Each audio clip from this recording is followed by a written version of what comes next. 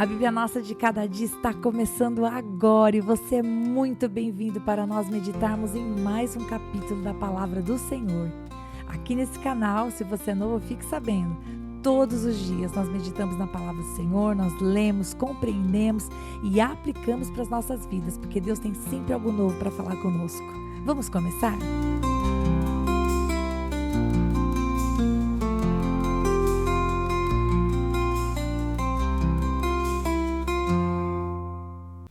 Que alegria ter você aqui para nós meditarmos em Gênesis capítulo 42.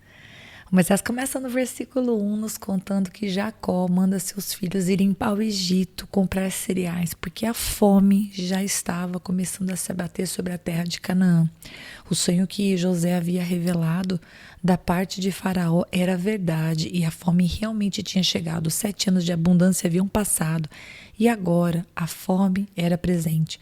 Mas Jacó não enviou todos os filhos, não. No verso 3, Moisés nos conta que ele não deixou Benjamim ir, por medo que acontecesse alguma coisa com ele. E entre os versículos 5 e 6, nós temos uma passagem do tempo, que não nos é dita por Moisés, mas nós sabemos que no verso 6 eles já não estão mais em Canaã, eles estão no Egito.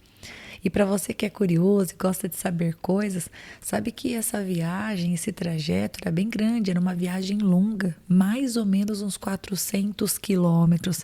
Não uma viagem feita rapidamente e com conforto como nós faríamos hoje. Imagina 400 quilômetros, uma viagem para ir buscar alimento, ir e depois voltar. Então essa foi a viagem que nós vemos agora relatada aqui nos primeiros versículos, que seriam feitos pelos filhos de Jacó, pelos 10 filhos de Jacó. Então, o que acontece? Os irmãos de José chegaram no Egito e eles se prostraram diante de José. Por quê? Porque apesar de José ser o governador daquela terra, era ele mesmo que vendia a todos os povos que iam até o Egito para comprar. José, ele era um governador que trabalhava, ele não era apenas alguém que delegava, mas ele estava presente no local.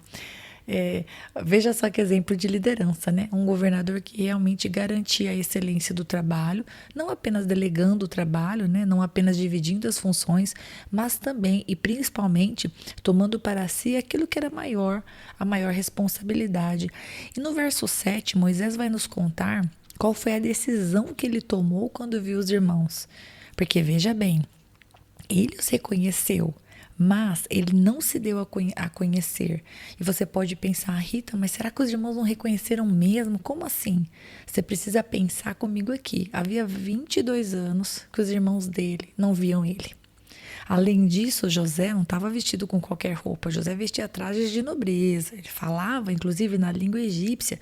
Ele vai falar com os seus irmãos por meio de intérpretes, ou seja, era impossível, 20 anos haviam passado. Ele jamais podia imaginar que o governador do maior império do mundo era o irmão deles, que eles tinham vendido por 20 ciclos de prata, que tinham jogado numa cova, que tinha dado para os ismaelitas.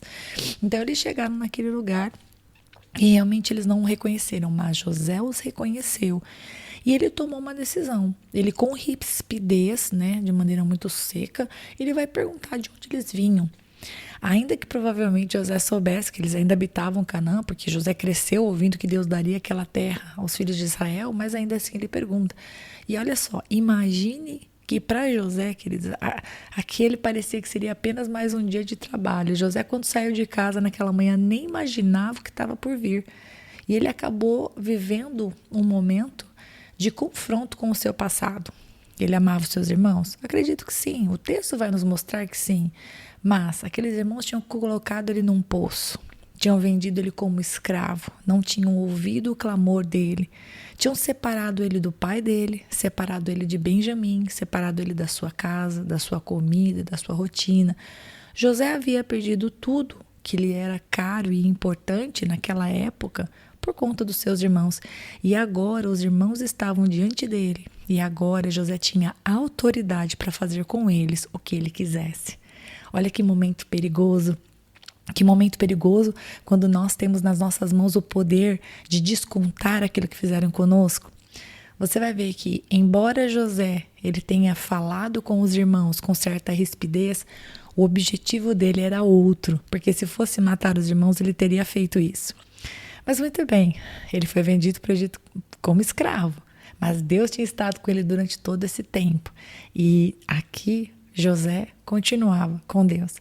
Nesse momento, no versículo 9, Moisés nos conta que José se lembrou dos seus sonhos. Imagina só, ele vendo os irmãos se prostrarem diante dele, igual aquele sonho lá do trigo, né? Então ele resolve fazer o quê? Ele acusa eles de serem espiões, para que fosse criada uma oportunidade de eles falarem sobre eles, porque daí eles precisavam provar para aquela autoridade, que eles não sabiam que era José, que eles não eram, que eles eram de uma família normal. Então aí eles vão falar onde viviam, se tinha pai ou não, se estava vivo, e foi isso que aconteceu.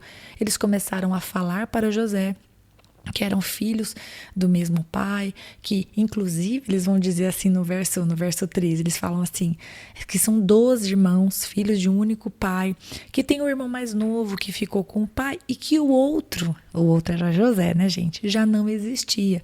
Imagina José ouvindo eles dizerem que o outro não existia.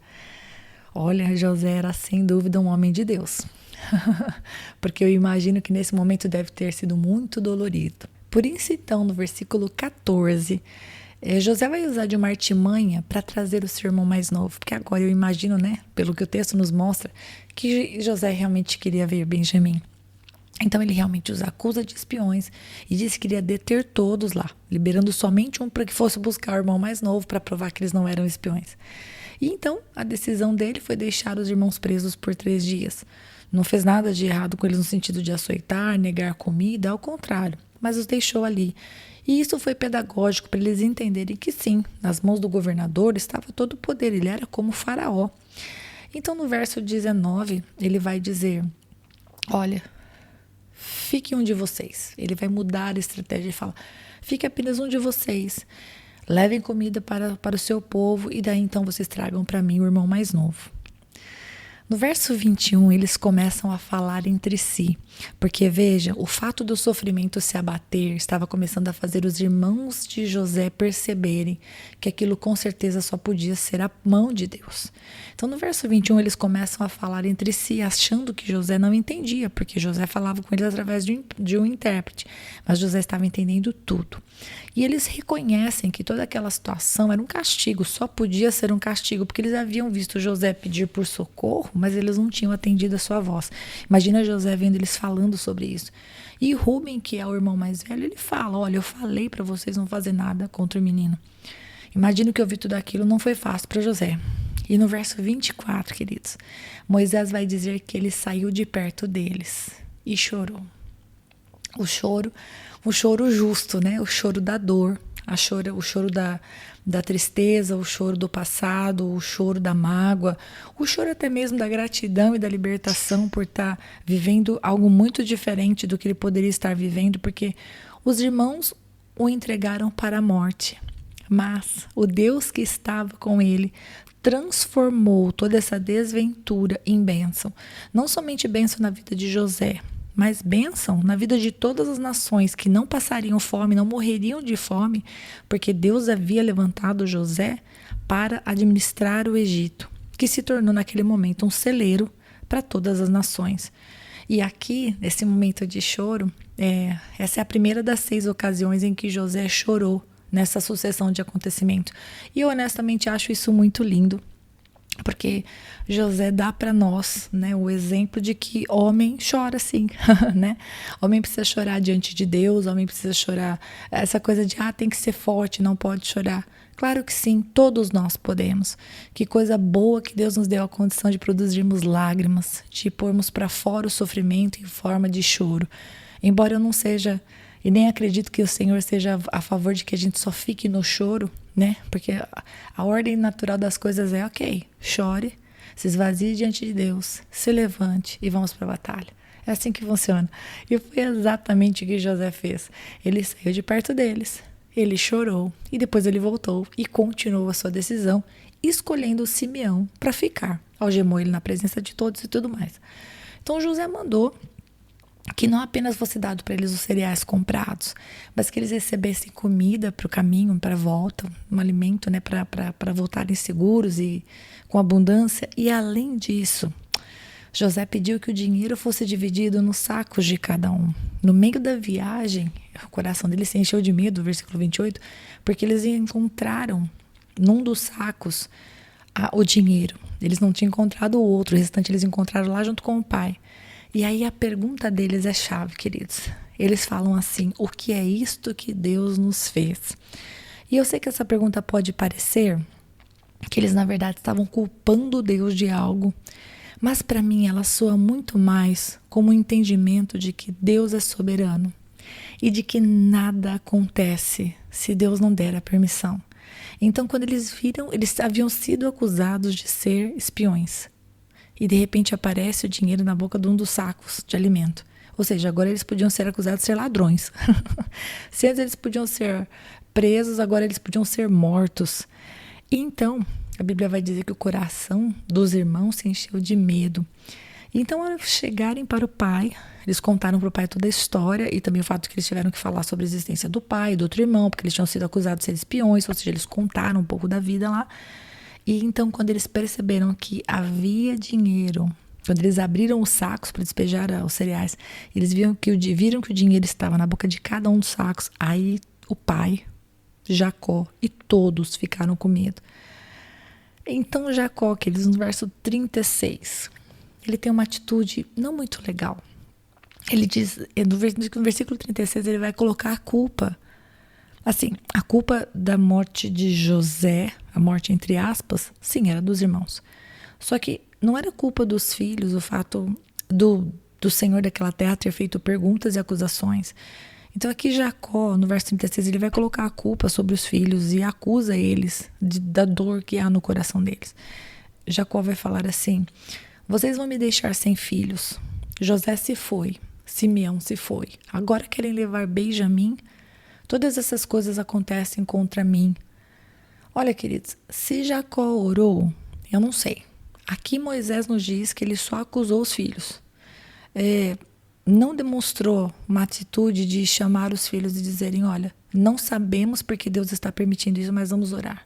Vamos levantar aqui uma coluna, vamos derramar uma libação, vamos fazer um sacrifício, vamos clamar ao Deus de Israel, ele vai falar conosco. Não, Jacó estava olhando para a sua dor, para a perda, para a tristeza, e essa atitude dele como autoridade de não trazer o Senhor para a situação despertou no filho mais velho, Rúben, uma ideia mais torta ainda. Rúben vira para ele e fala assim: o Senhor pode matar os meus 2 filhos se eu não trouxer Benjamim de volta. Deixe que eu tome conta dele e o trarei de volta para o Senhor. Como assim que Rúben fala para o avô matar os netos caso ele não traga o irmão? Olha que ideia torta, olha como nós corremos o risco, né? Jacó pai, o Rúben era o filho. Como os pais correm o risco de incentivar as más decisões? Eu acho que eu já estou aplicando, porque eu não estou falando de Jacó e de Rúben, eu estou falando de mim e de você. Como nós, como autoridade, corremos o risco de ensinar sem querer, vamos falar dessa maneira, ensinar sem intenção para os nossos filhos ideias tortas, padrões de comportamento tortos, sabe? Coisas que vão diretamente para a alma e que não tem absolutamente nada a ver com Deus. Porque foi isso que Jacó fez. Tudo bem, ele podia estar triste, já José morreu. O que é a perda de um filho? Poxa vida, só quem já passou por essa situação sabe a dor de ter perdido um filho. Então, José tinha ido. Simeão, ele já estava dando como perdido. E agora ele estava com medo de perder Benjamim. Eu concordo, o caso de Jacó era muito grave. Mas aqui a gente vê que o fato dele não orar e não levar os seus filhos, os seus 11 filhos a orar, a clamar. Aliás, aqui eram só 10, porque Simeão tinha ficado. O fato dele não levar os seus filhos a buscar a Deus numa situação dessa, fez com que, desde o mais velho, que seria aquele que substituiria ele no caso de alguma coisa, tivesse esse pensamento: não mata meus filhos, caso eu não cumpra a minha palavra. Queridos, como é que ele tinha controle sobre qualquer coisa? Ele não tinha. E a resposta de Jacó foi direta. O versículo de 38 vai dizer que ele falou assim: o meu filho não irá com vocês. O irmão dele está morto e ele é o único que ficou. Se lhe acontece algum desastre no caminho, vocês farão descer os meus cabelos brancos com tristeza, sepultura. Jacó já estava dando realmente Simeão por perdido. Ele não queria perder Benjamim. Nas palavras dele, a impressão que dá é que ele realmente é bem ríspido, deixando claro para os 10, que no caso aqui eram 9, né? Que tipo assim, quem importavam mesmo eram os filhos de Raquel, José, que na cabeça dele havia falecido, e Benjamim, e os filhos estavam aqui. Mas observe que esse momento todo de dor de Jacó estava acontecendo antes de momentos de muita alegria que estavam por vir e que ele nem imaginava.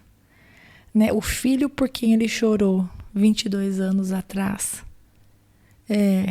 estava vivo e ele iria descobrir isso. E não apenas isso, ele ia ter a graça de ver os netos e ele iria ter a graça de ser cuidado na sua velhice e não passar pela fome, por toda a desgraça que estava se abatendo sobre tudo. Por quê? Porque Deus havia cuidado daquele que não deixou o Senhor de lado. E eu estou falando de José.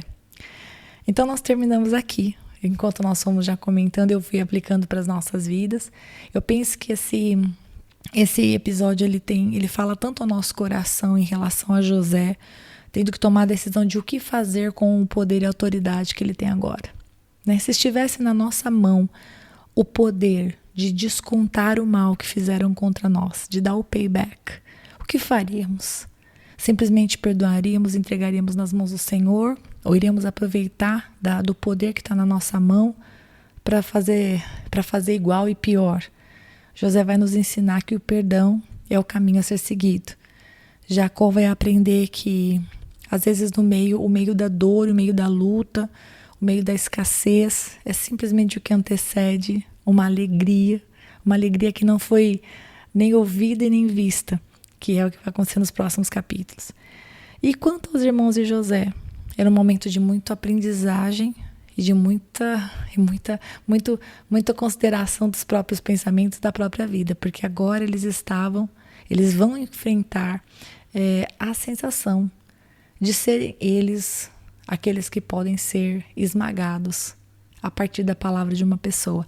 Assim como eles desprezaram José, está chegando um tempo em que eles estarão vulneráveis diante de José.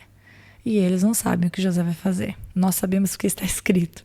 Mas eu tenho certeza que foi um momento em que eles estavam realmente pensando e arrependidos e começando a se arrepender do grande mal que haviam feito. Eu paro por aqui. Se você tiver alguma coisa para acrescentar, escreve nos comentários, porque eu amo ler quando vocês escrevem. Deus te abençoe.